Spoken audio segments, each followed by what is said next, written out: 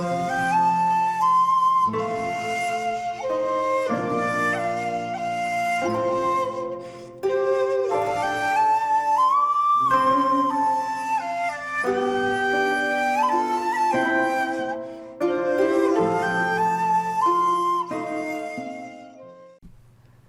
there, this is Solitary Ronin from Solitary Ronin Films, and welcome to our random review. Today we're going to 1981 and Cattle Annie and Little Briches. This is a Kino Lorber Region A Blu-ray. I know what you're thinking, this is another one of Solitary Ronin's made up film titles, but it's not. It's actually a real film.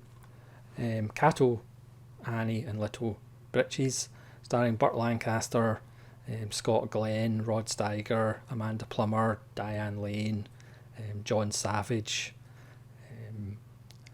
as a half-breed.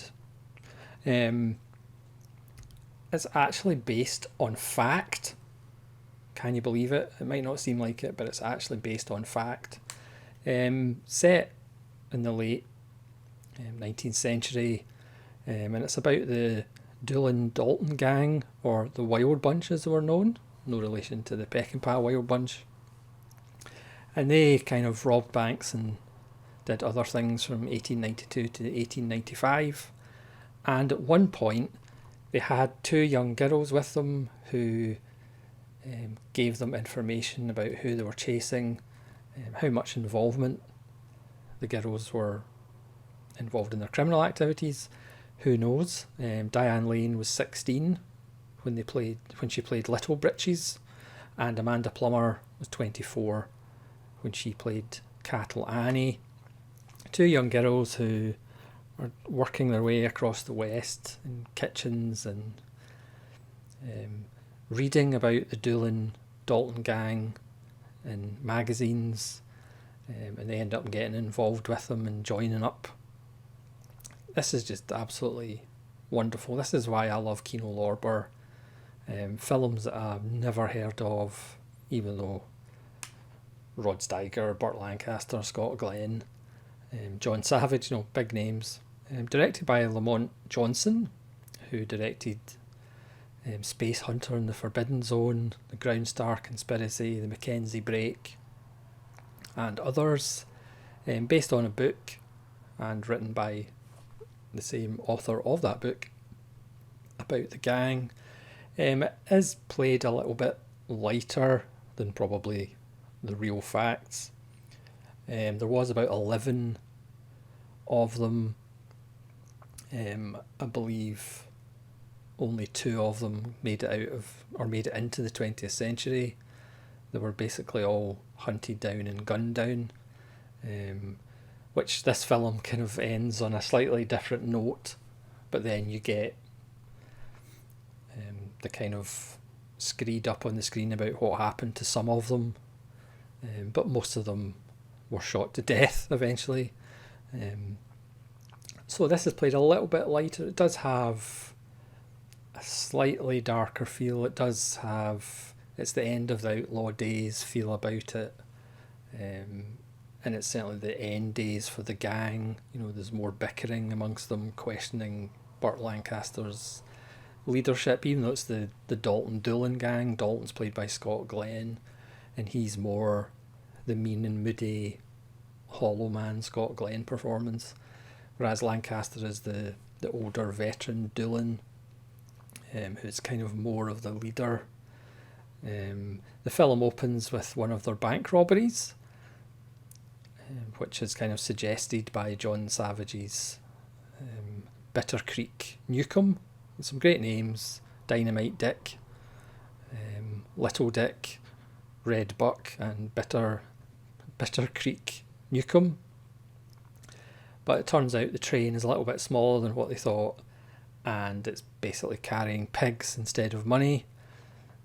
So it starts off in a kind of lighter mood.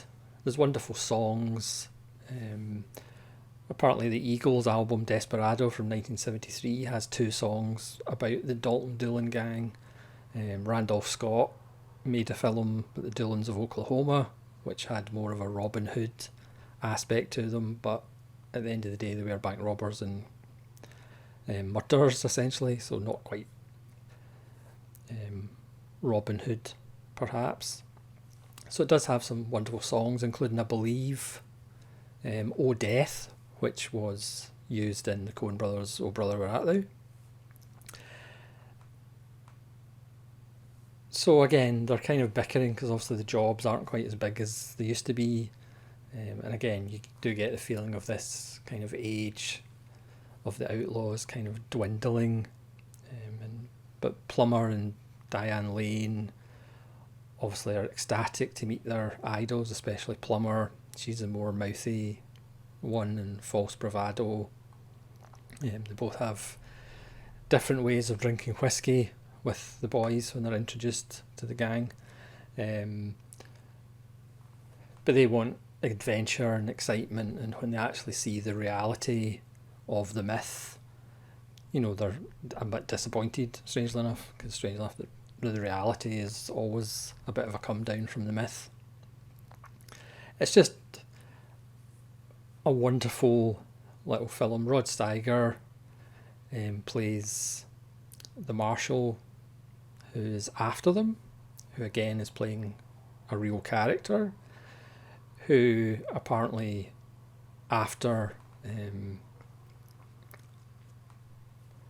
his activities for the US Marshals, he went to Hollywood and directed a film about his own book, about his life. I think it was filmed in 1915, according to Wikipedia. This isn't off the top of my head, bizarrely. So, I mean, is it as accurate as the real story of what happened? Of course not.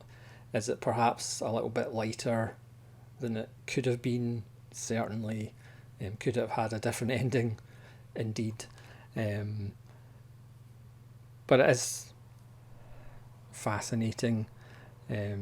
Catalani, who is the slightly older, or a bit older than the other girl, Little Briches, she does have a relationship with John Savage's Bitter Creek Newcomb, whereas Little Briches is more seen as a daughter figure or even a granddaughter figure for Burt Lancaster. There's a wonderful scene. Obviously they rob the train full of pigs, but they pick up some baseball gear, so there's actually a baseball game between the gang, which is lovely, which turns into a swimming episode. There's some nice standoffs between the gang and Rod Steiger's men. There's lots of kind of daring do. It never really slows down. It's well paced. It's 97 minutes. You do get an interview with one of the producers. It's not Alan King, and you get a theatrical trailer. But it's just, again, this is why I love Kino Lorber, because they always come up with these films I'd never heard of. I mean, obviously I did the Lee Marvin, Oliver Reed as a Native American film, which was Cat House Tuesday. I get a longer title, and again, I faced claims that I just made the film up. So this is another one that people might think I've made up, but it is actually a real film, and it's absolutely tremendous. It's just so much fun, and again, there's darker moments, but it does have a kind of lighter feel than, again, if Peckinpah made it. Obviously it's 1981. I mean, Lancaster, who did some quality films in the 1980s, is just wonderful, as he always is. He has that smile, but he also has a gruffness about him at times, and just the way he walks, the way he leans against a post, he's just tremendous. Plummer and Lane are both wonderful. Plummer's full of sass, and Lane has that inner strength, and you can see why she went on to have a really good career. Everybody's fantastic in it. Rod Steiger doesn't even do that much Rod Steigery things. He's actually fairly controlled, but maybe it's because he's, his scenes with Lancaster just give you kind of chills, because there's two like legends of the game. it's just so good. You know, how many films had Lancaster and Steiger in them? That's a trivia question for the day. So I can't recommend it highly enough if you like kind of late westerns about the end of an era and growing old.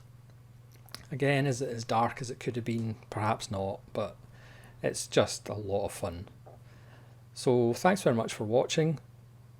Please let me know if you've seen Catalani and Little Bridges, Briches even, and hopefully you'll join me again for more random reviews. This is Solitary Ronin from Solitary Ronin Films saying farewell.